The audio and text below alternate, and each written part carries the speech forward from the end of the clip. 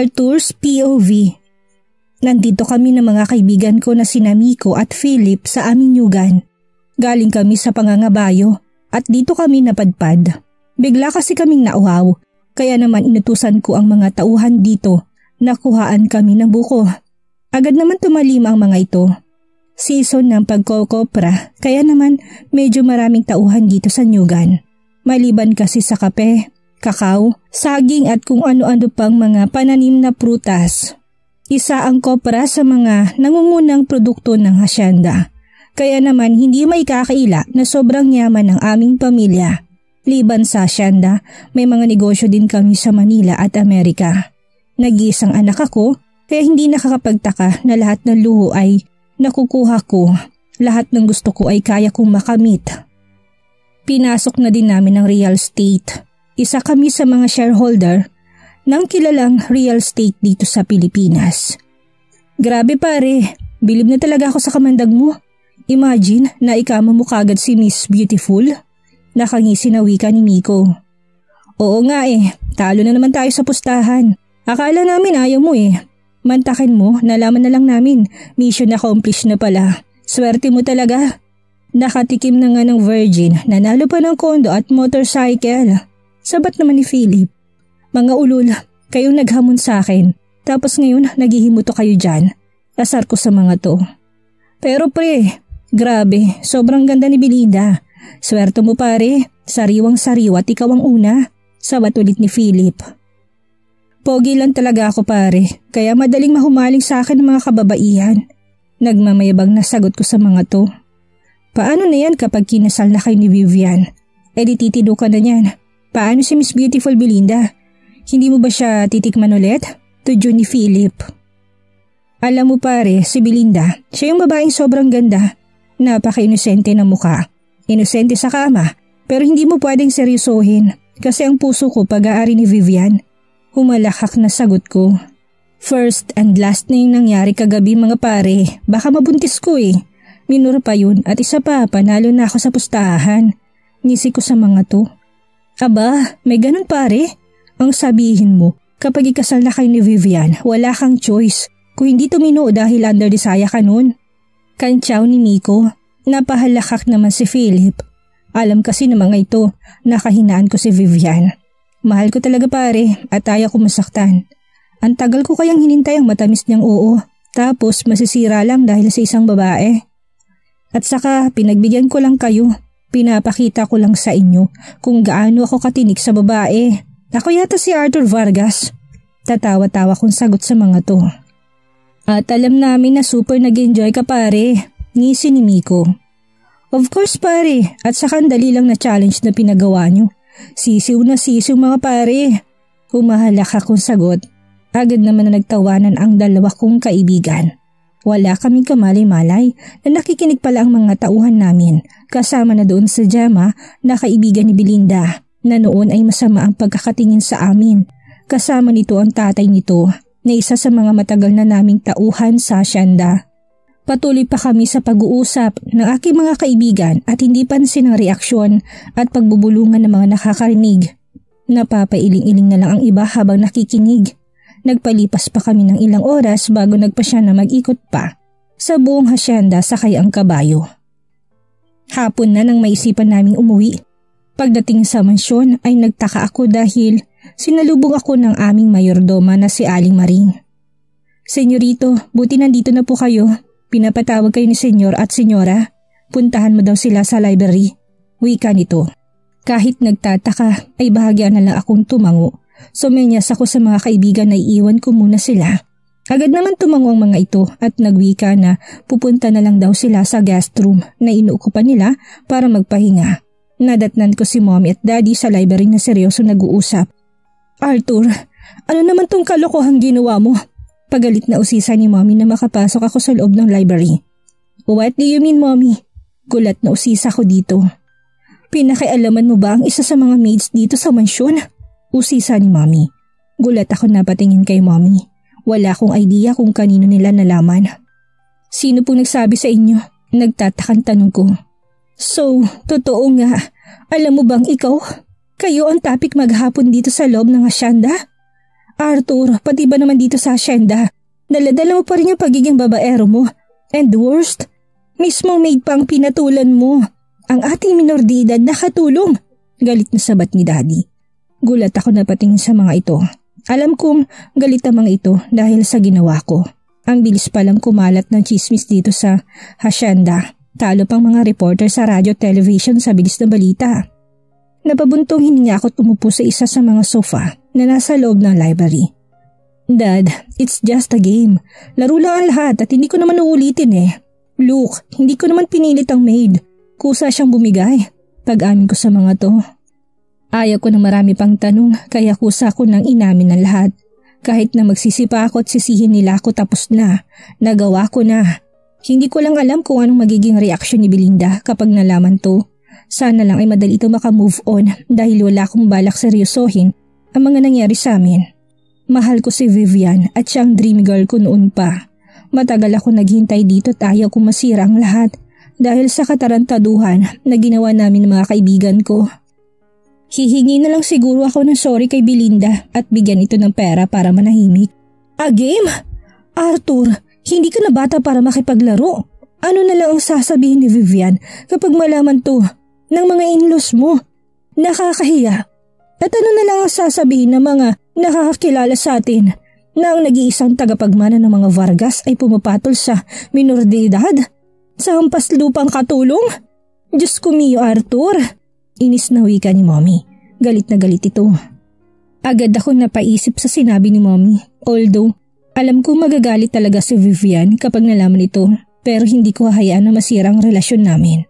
Kailangang matuloy ang kasal at ayaw ko maging hadlang ang nangyari sa amin ni Belinda. In 3 weeks, darating na si Vivian at isasat na ang kasal niyo. Ayaw ko ng aberya, Arthur, kaya sana last na ito. Huwag mo na sanang dungisan ang pangalan mo dahil lang sa mga walang kwentang bagay. Alam naman natin na hindi na iba sa pamilyang ito si Vivian. Anak siya ng matalik na kaibigan namin ng mommy mo. Wika ni Daddy.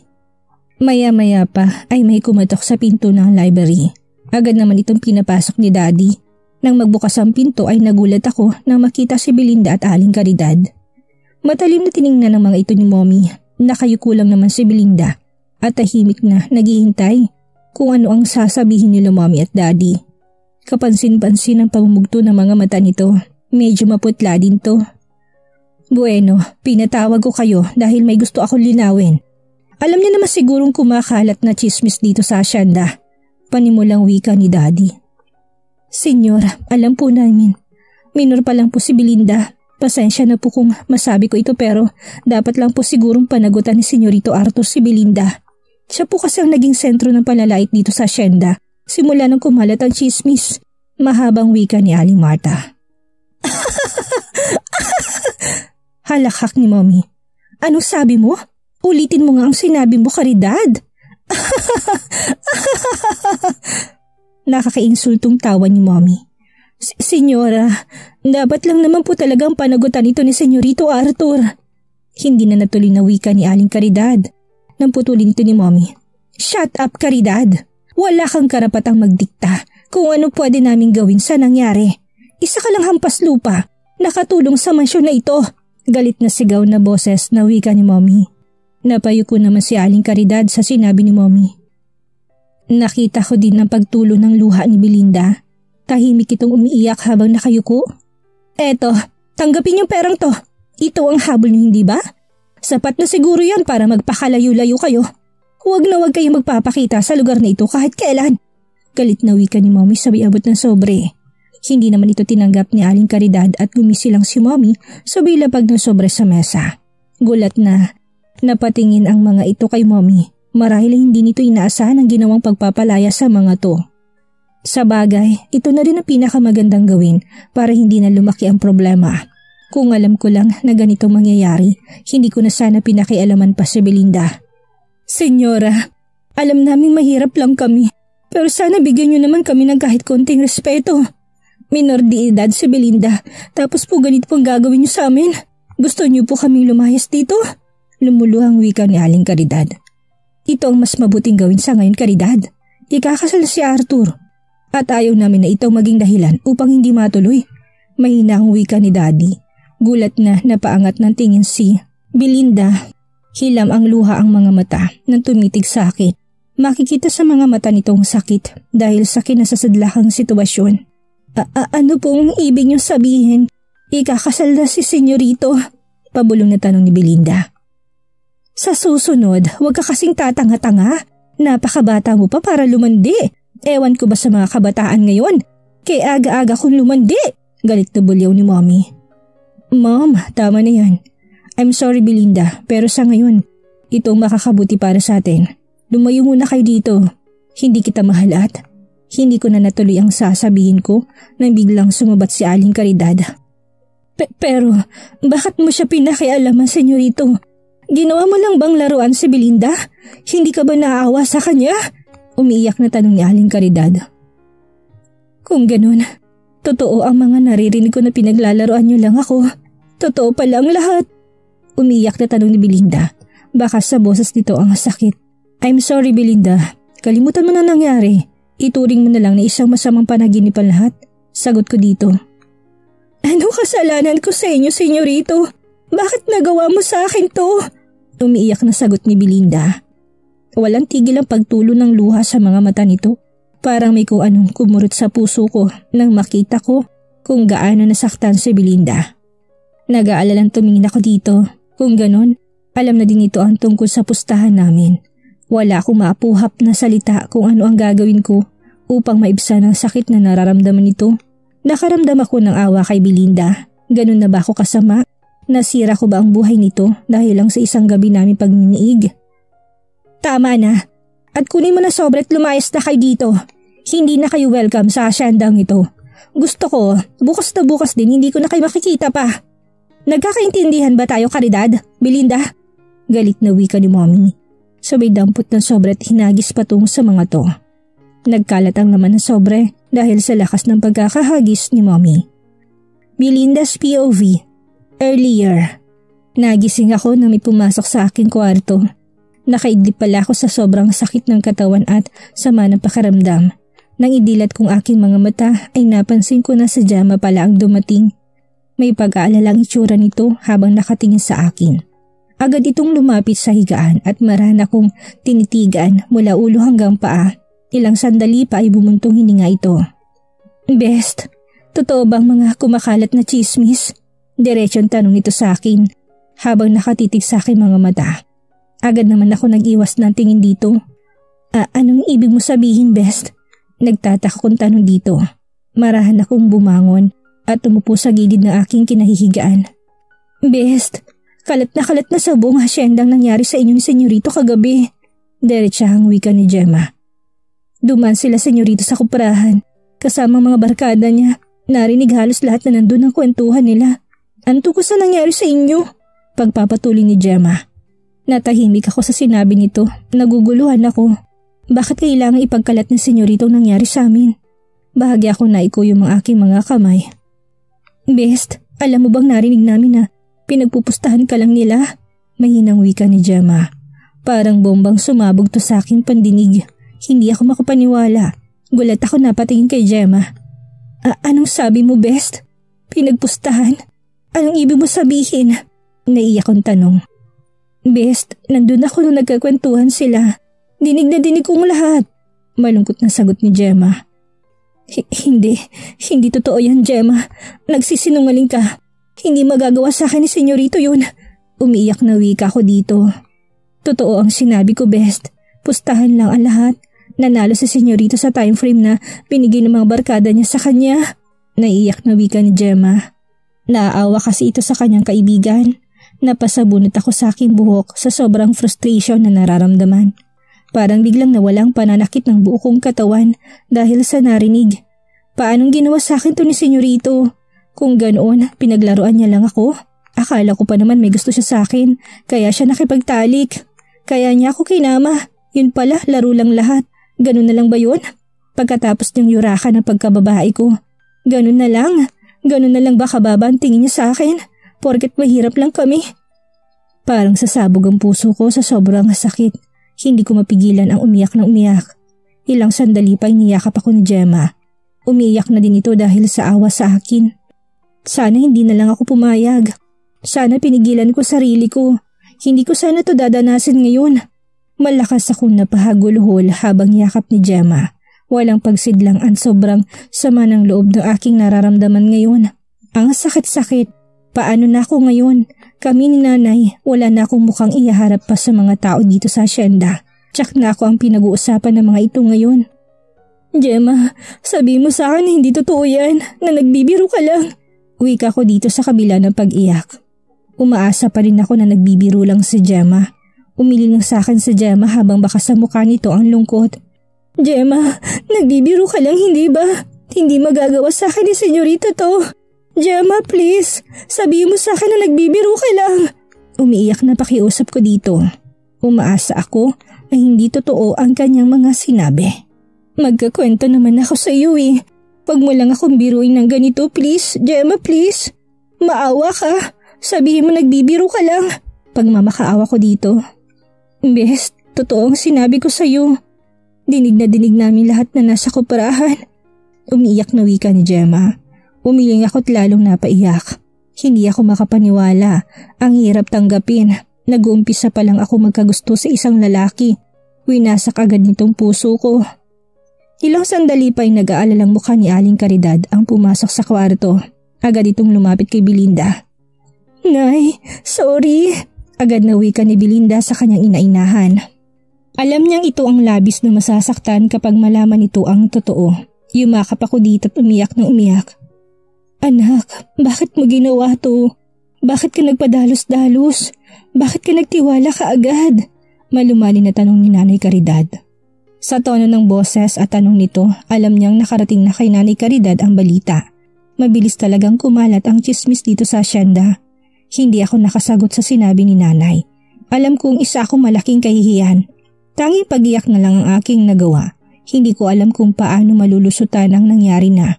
Napakasakit tanggapin na niloko ka ng isang tao. Isang tao na akala ko ay may nararamdaman din. Isang tao na akala ko'y kaya ko ipagtanggol. Masyadong bata pa nga ako para magtiwala. Antang ako. Anak, tahan na. Wala na tayong magagawa pa. Hayaan mo't kakausapin ko sila.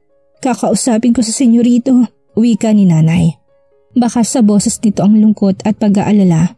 Nakita ko din ang bahagyang pagtulo ng luha nito na agad naman itong pinunasan. Buong araw ako nagmukmuk sa kwarto pagkaalis ni Gemma. Wala akong lakas ng loob na lumabas. Wala akong ginawa ko hindi umiyak na umiyak. Hindi ko na ininda ang sakit ng aking katawan. Tanging sakit ng kalooban ang nangingibabaw ng mga sandaling ito. Hindi din ako kumakain. Ilang beses akong dinala ng pagkain ni Nanay pero wala akong gana. Parang hindi ko malunok ang pagkain sa sobrang sama ng loob ko.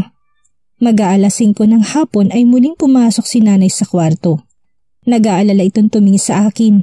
Alam kong mugto ang aking mga mata sa walang tigil na pag-iyak. Sa maghapong pag-iyak. Anak, pinapatawag tayo nila senyora at senyor. Wika ni Nanay Marta. Agad ako nakaramdam ng takot sa sinabi ni Nanay. Bahagyang nanginig ang buo kong katawan.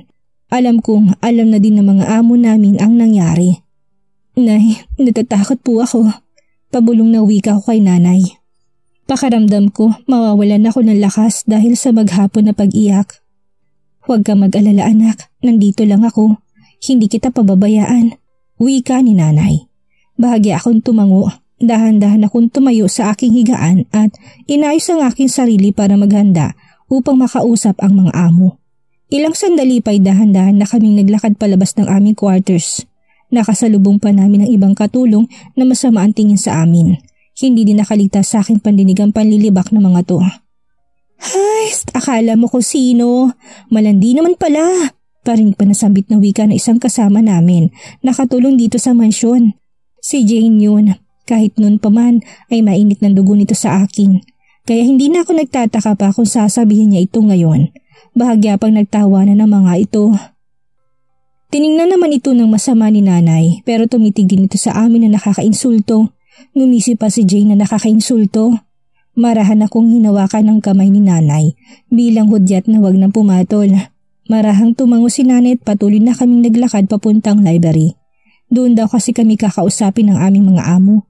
Pagpasok namin sa library ay nadatnan namin si Senyorita Alicia, Senyor Armando at Senyorito Arthur. Agad ako napayuko ng titigan ako ng masama ni Doña Alicia. Nang sulyapan ko si Arthur ay nakatitig lang ito sa akin. Blankong ekspresyon ito. Nakinig ako sa pag-uusap ni Nanay at Doña Alicia.